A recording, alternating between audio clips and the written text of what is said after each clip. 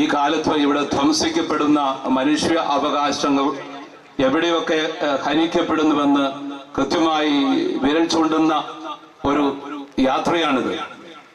കത്തോലിക്ക കോൺഗ്രസ് കത്തോലിക്കർക്ക് വേണ്ടി മാത്രം സംസാരിക്കുന്ന ഒരു സമുദായ സംഘടനയല്ല.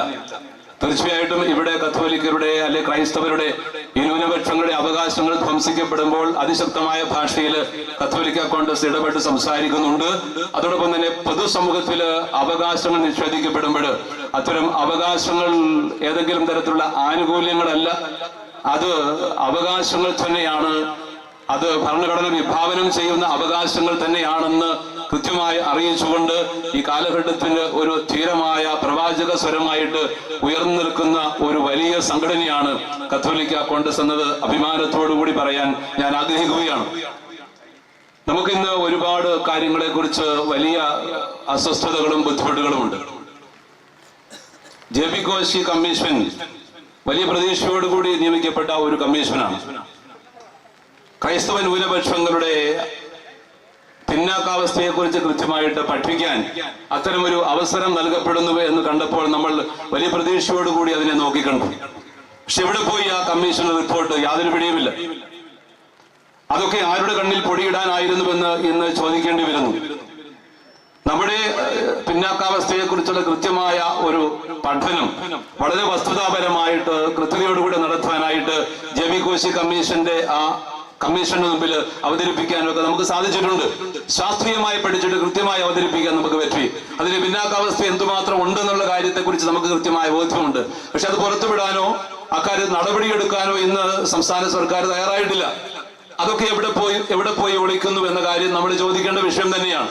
അതുകൊണ്ട് JP കോശി കമ്മീഷന്റെ റിപ്പോർട്ട് പുറത്തുവിട്ട് സത്വരമായ നടപടികൾ എടുത്തുകൊണ്ട് ഈ സമുദായം ഇത്രയേറെ ഈ സമൂഹത്തിൽ നന്മയ്ക്ക് വേണ്ടി നിലപാടെടുത്ത, കേരള സമൂഹത്തിന്റെ വളർച്ചയ്ക്ക് വേണ്ടി പുരോഗതിക്ക് വേണ്ടി നിലപാടുകൾ സ്വീകരിക്കുക മാത്രമല്ല അതിനുവേണ്ടി ആത്മാർത്ഥമായിട്ട് ഒരുപാട് കാര്യങ്ങൾ ചെയ്ത, വിദ്യാഭ്യാസ, സാമൂഹിക, സാംസ്കാരിക, ജീവകാരുണ്യ മേഖലകളിലൊക്കെ വലിയ സംഭാവനകൾ ചെയ്ത ഈ സമുദായത്തിന്റെ പിന്നാക്കാവസ്ഥയെ കുറിച്ച് കൃത്യമായി പഠിച്ച് പുറത്തു കൊണ്ടുവരേണ്ട റിപ്പോർട്ട് പൂഴ്ത്തി വെച്ചിരിക്കുന്നത് ഒഴിവാക്കി അത് പുറത്തു കൊണ്ടുവന്ന് കൃത്യമായ നടപടികൾ സ്വീകരിച്ചുകൊണ്ട് ഈ സമുദായത്തിന് കരുത്തു പകരാനായിട്ട് തയ്യാറാവണമെന്ന് ഞങ്ങൾ അഭ്യർത്ഥിക്കുകയാണ്, ആവശ്യപ്പെടുകയാണ്.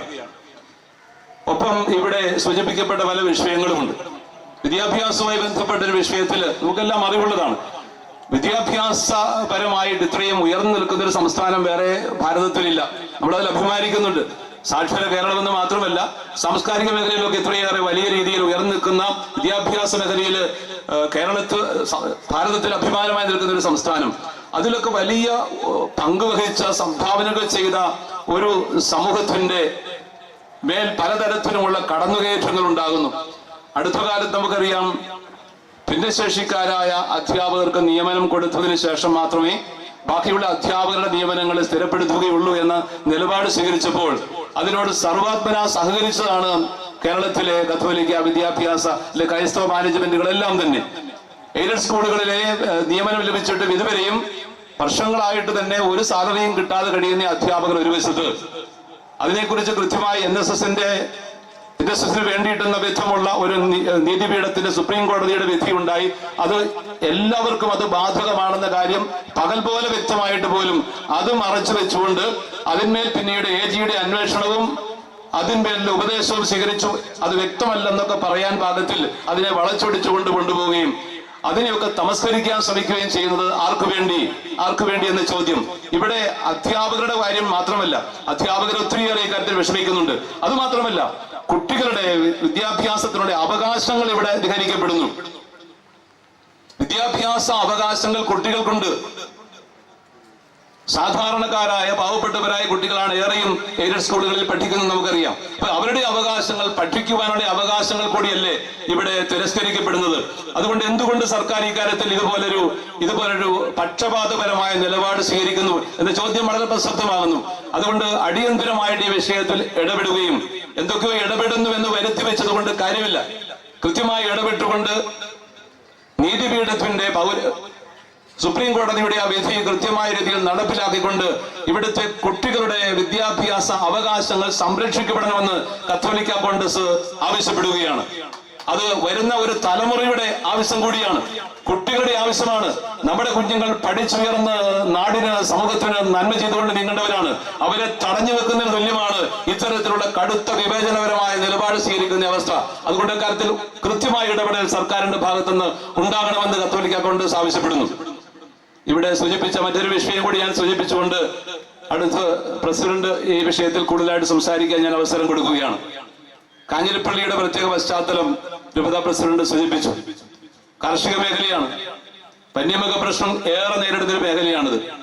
1972 വനം വന്യവകുപ്പ് വന്യജീവി നിയമത്തിൽ മാറ്റം വരുത്തുന്ന കാര്യത്തിൽ കേന്ദ്ര സംസ്ഥാന സർക്കാരുകൾ ശ്രദ്ധിക്കുന്നില്ലല്ലോ. എവിടെ പോകുന്നു മനുഷ്യന്റെ അവകാശങ്ങൾ?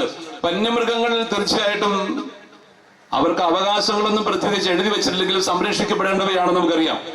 പക്ഷെ വന്യമൃഗങ്ങൾ മാത്രമല്ലല്ലോ, ഈ സമൂഹത്തിൽ മനുഷ്യനെന്ന് പറയുന്ന ഒരു വ്യക്തിയില്ലേ? ഈ പരിസ്ഥിതി സംരക്ഷിക്കപ്പെടുമ്പോൾ ഈ ആവാസ വ്യവസ്ഥയിൽ മനുഷ്യന്റെ അവകാശങ്ങളും മനുഷ്യന്റെ ജീവനും സത്യനും വിലയില്ലേ? എന്തുമാത്രം ജീവിതങ്ങളാണ് തെരുവിൽ പോലും പൊലിയുന്നത്. വന്യമൃഗങ്ങൾ കാട്ടിനുള്ളിൽ വസിക്കേണ്ടവരാണെങ്കിൽ നാട്ടിലേക്കും കൃഷിയിടങ്ങളിലേക്കും ഇറങ്ങി വന്നിട്ട് അവിടെ ജീവിക്കുന്ന മനുഷ്യർക്ക് അത് വലിയ പ്രതിസന്ധി ഉളവാക്കുന്നത് മാത്രമല്ല, ധാരാളം ആളുകൾ കൊല്ലപ്പെടുന്നു, കൃഷിയിടങ്ങളിൽ ചവിട്ടിമെതിക്കപ്പെടുന്നു. ഇതിനൊരു ഉത്തരവില്ലാതെ നിൽക്കുന്നു. അതുകൊണ്ട് അടിയന്തരമായ വിധം 1972 വന്യജീവി നിയമത്തിൽ കൃത്യമായ രീതിയിൽ മാറ്റം വരുത്തിക്കൊണ്ട് കേന്ദ്ര സംസ്ഥാന സർക്കാരുകൾ ഒരുമിച്ച് ഇക്കാര്യത്തിൽ ഇടപെടുകയും കേരളത്തിന്റെ ഈ പ്രതിസന്ധിയിൽ നിന്നും ഈ നാടിനെ വിമോചിപ്പിക്കാനായിട്ട് ഉറച്ച നിലപാട് സ്വീകരിക്കുകയും ചെയ്യണമെന്ന് ഞങ്ങൾ ആവശ്യപ്പെടുകയാണ്. ഒപ്പം ഇവിടെ സൂചിപ്പിക്കപ്പെട്ട ഈ നാടിന്റെ അല്ലെങ്കിൽ മലബാർ പ്രദേശങ്ങളുടെ ഒക്കെ ഒരു പൊതുവിഷയമാണ്, പൊതുവെ കേരളത്തിന്റെ വിഷയം തന്നെ എന്ന് പറയാൻ പറ്റും, റബ്ബറിന്റെ ഈ ഒരു വിലയിടിവ്. ഈ പ്രദേശത്തെ മനുഷ്യരുടെ ഏറ്റവും വലിയ ഒരു ആശ്രയം എന്ന് പറയുന്നത് റബ്ബർ കൃഷിയായിരുന്നു. റബ്ബറിന് കൃത്യമായിട്ട് വിലസ്ഥിരതയില്ലാത്തൊരവസ്ഥ, വിലയിടിയുന്ന അവസ്ഥ, അതും ഞങ്ങൾ ഇവിടെ കാഞ്ഞിരപ്പള്ളിയിൽ വന്ന നിലയ്ക്ക് കൃത്യമായ രീതിയിൽ ഈ പ്രദേശത്തിന്റെ ആവശ്യങ്ങൾ എന്ന നിലയിൽ ഈ കത്തോലിക്ക കോൺഗ്രസിന്റെ സമ്മേളനം ഉന്നയിക്കുകയാണ് സർക്കാരിനോട്. ഇവിടെ സൂചിപ്പിക്കപ്പെട്ടതുപോലെ തന്നെ റബ്ബറിന് കൃത്യമായ ഒരു വില സ്ഥിരത ഉണ്ടാവണം. കുറഞ്ഞത് 280 രൂപയെങ്കിലും വില തറവിലയായി നിയമിച്ചു നൽകിക്കൊണ്ട് അത് കർഷകരെ സംരക്ഷിക്കുന്നതിനുള്ള ഒരു വലിയ സാധ്യതയായിട്ട് ഉയർത്തിക്കൊണ്ടുവരണമെന്ന് ഞങ്ങൾ ആവശ്യപ്പെടുകയാണ്. കാർഷിക മേഖല തകരുന്നത് ഒരു സംസ്ഥാനത്തിന്റെ സാമ്പത്തിക തകർച്ച തന്നെയാണ്. കാർഷിക മേഖലയെ സമുദ്ധരിക്കാൻ, കർഷകരെ ചേർത്ത് പിടിക്കാൻ സർക്കാരുകൾ തയ്യാറാകുന്നില്ല. പലപ്പോഴും മാറി മാറി വരുന്ന സർക്കാരുകൾ എല്ലാം ശ്രദ്ധിക്കേണ്ടതാണ്. അപ്പൊ ഈ വിഷയത്തിലൊക്കെ കത്തോലിക്ക കോൺഗ്രസ് കുറച്ച് നിലപാട് സ്വീകരിക്കുന്നു എന്നുള്ളത് നമുക്ക് ഏറെ ആശാവഹമാണ്. കത്തോലിക്ക കോൺഗ്രസിന്റെ കുടക്കീഴിൽ നിന്ന് കേരളത്തിലെ സമൂഹം ഒന്നിക്കുന്നുണ്ട്. കാരണം അതൊരു സമുദായത്തിന് മാത്രം വിഷയമല്ല, അത് പൊതുസമൂഹത്തിന്റെ വിഷയങ്ങൾ ഉന്നയിച്ചുകൊണ്ട് നീതിക്കും അവകാശങ്ങൾക്കും വേണ്ടി നിലകൊള്ളുന്ന ഒരു സമുദായ സംഘടനയാണ്. അതുകൊണ്ട് ഈ കുടക്കീഴിൽ നമുക്ക് ഒരുമിച്ച് ചേർന്നുകൊണ്ട് നീതിക്ക് വേണ്ടി, അവകാശങ്ങൾക്ക് വേണ്ടി നിലപാട് സ്വീകരിച്ചുകൊണ്ട് ഏതു സർക്കാരാണെങ്കിലും ഭരിക്കുന്ന സർക്കാരുകളോട് ഒരു മടിയും കൂടാതെ പറയാൻ നമുക്ക് സാധിക്കും. അത് തീർച്ചയായിട്ടും വലിയൊരു പ്രതീക്ഷ നൽകുന്ന പ്രത്യാശാഭരിതമായ ഒരു മുന്നേറ്റമാണ്. ഇത് കാസർഗോഡ് നിന്നും 13 ആരംഭിച്ച് തിരുവനന്തപുരത്തേക്ക് നീങ്ങുന്ന ഈ സമ്മേളന വേദി, ഈ സമ്മേളനത്തിൽ തീർച്ചയായിട്ടും വലിയ പ്രതീക്ഷയോട് നമുക്ക് നോക്കിക്കാണാം. കേരളത്തിന്റെ കാർഷിക മേഖലയ്ക്ക്, കേരളത്തിന്റെ പൊതുസമൂഹത്തിന് ആവശ്യങ്ങൾക്ക് വേണ്ടി ഉറച്ച നിലപാട് സ്വീകരിച്ചുകൊണ്ട് മുന്നോട്ട് നീങ്ങുന്ന കത്തോലിക്ക കോൺഗ്രസിന്റെ ഈ അവകാശ സംരക്ഷണ യാത്രയ്ക്ക് എല്ലാവിധ അഭിവാദനങ്ങളും ആശംസകളും പിന്തുണയും അറിയിച്ചുകൊണ്ട് ഔപചാരികമായി സമ്മേളനം ഉദ്ഘാടനം ചെയ്യുന്നതായി അറിയിച്ചുകൊള്ളുന്നു.